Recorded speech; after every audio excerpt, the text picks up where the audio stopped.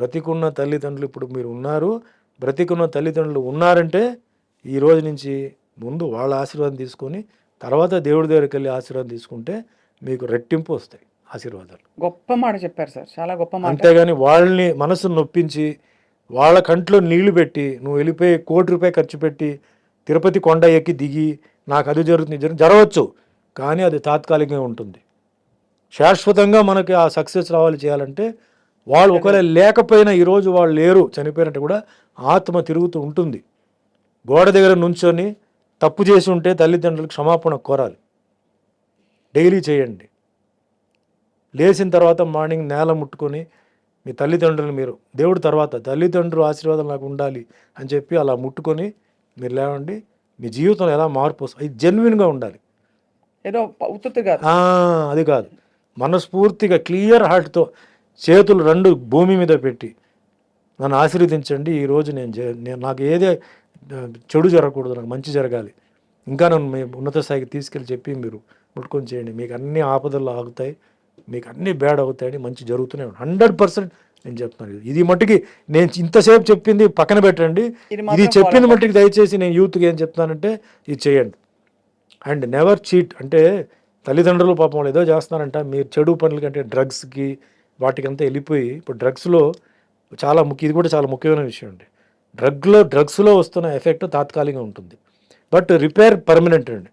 Drug once ఎప్పుడైతే బ్రెయిన్కి enter అయిపోయి చాలా ఉన్నాయి, మార్ఫిన్ ఉంది, లెబిస్ ఉంది, ఇవి చాలా ఉన్నాయి.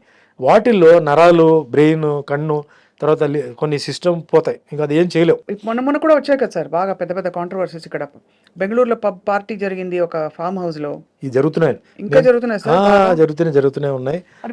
Why so much in the film industry? ఎందుకంటే అది అడిగేవాళ్ళు లేరు, ఎవ్రీబడి అక్కడ you know pressure they not able to pit because all for big society చేస్తున్నారు. సరే ఇంకా మనం చేయలేం.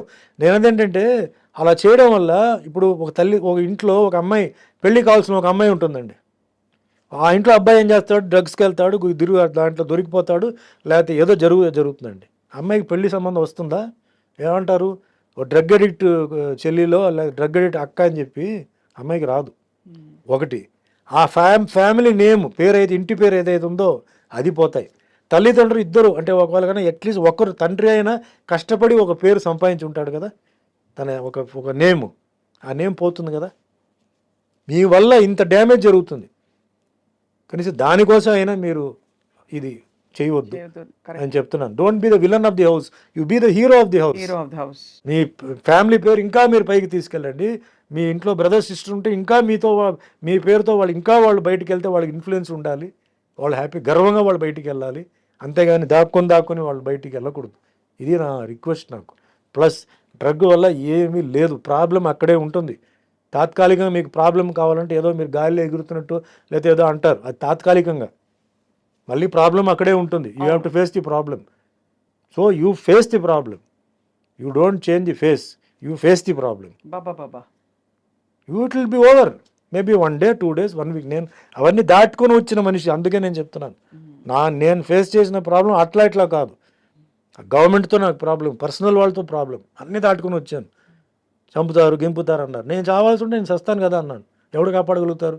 వాళ్ళు ఎందుకు చావడం? నేను బాత్రూంలో జారి పడతాను, కరెంటు స్విచ్లో చేయి పెట్టినప్పుడు తడి ఉంటే కరెంటు తగిలిపోతాను. ఊరికే అంటారండి, ఎన్ని చెప్తారు కదా ఆ టైంలో అంతా. అంటే మీరు బయట పెడితే చంపేస్తారు అని లేపేస్తారు. సేమ్ పొలిటికల్ స్టైల్ ఎలా ఉందో అంతే. వాడు బయటకు వస్తే వాడిని లేపడానికి గ్యాంగ్ ఉంది, స్పాట్ పెట్టారు, అది పెట్టి ఇది పెట్టి అన్నీ చెప్పారు. జరగని అన్నాను, నా చావు అలా రాసి ఉంటే జరగని, ఏం చెప్పారు, ఎవడు ఏం చేయలేడు. అంత దూరం ఎందుకు అన్న, అదే అన్న, అంత దూరం ఎందుకు? నేను తడి చేతులతో ఒక స్విచ్ మీద చేయి పెట్టి నేను చచ్చిపోవచ్చు కదా. కిచెన్కి వెళ్తున్నాను, ఒక గ్యాస్ సిలిండర్ పేలవచ్చు కదా, ఏదో ఒకటి జరగచ్చు. నా టైం కార్లో వెళ్తున్నాను, డే అండ్ నైట్ పని చేస్తున్నాను, యాక్సిడెంట్ జరగచ్చు కదా. సో నాకు ఎక్కడే రాసి ఉందో అక్కడ నేను పోవాల్సిందే. అది ఎవడేం చేయలేడు, నువ్వు కూడా ఏం చేయలేవు, నీకు కూడా అంతే రాసి ఉంది. అప్పుడు దాకా మనం ఏంటంటే మనం మంచి చేయాలి, మనం సొసైటీకి మంచి చేయాలి, మన ఫ్యామిలీకి మంచి చేయాలి. మనం చేస్తేనే ఫ్యామిలీకి అది ఉంటుంది. అవును sir. So this is my prayer, it is not an order. Wonderful message. And ఒక చిన్న రిక్వెస్ట్ సార్, ఈ మధ్య సైబర్ నేరాలు చాలా జరిగిపోతున్నాయి. సైబర్ నేరాల బారిన పడకుండా జస్ట్ ఒక 2 lines మీ మెసేజ్ కావాలి for the cyber crime police department. ఎందుకంటే మీరు కూడా పోలీస్ పాత్రలు వేయడమే కాదు, you are very responsible citizen. So camera case చూసి చెప్పవలసిన కోరుతున్నాం.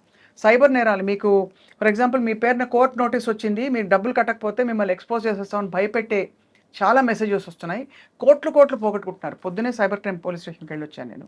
వాళ్ళు they want hour participation and partnership in spreading this message. Cyber నేరాల బారిన పడకండి.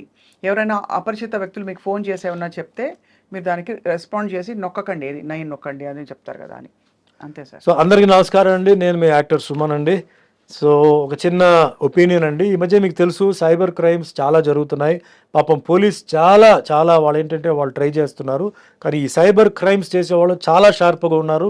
వాళ్ళు ఏంటంటే ఏ టైంలో ఎంతసేపు ఉండాలి ఆ మెసేజ్, ఎంత టైంలో తీసేయాలని ఇట్లా చాలా రీసెర్చ్ చేస్తున్నారు. బట్ అదంతా మనకు వద్దండి. మీకు ఎప్పుడైనా అలాంటి ఒక టెంప్టింగ్ మెసేజ్ అంటే ఎట్లాంటి ఏదైనా మీకు ఒక అమౌంట్ ఇట్లా డిపాజిట్ చేయాలన్నా, లేకపోతే అలాంటి ఏదైనా ఒక అట్రాక్టివ్గా ఏదో చేయాలి, మీరు ఈ బటన్ నొక్కండి ఆ బటన్ నొక్కండి చెప్పి మీకు వస్తే మట్టుకి దయచేసి మీరు పొరపాటున చేయవద్దు.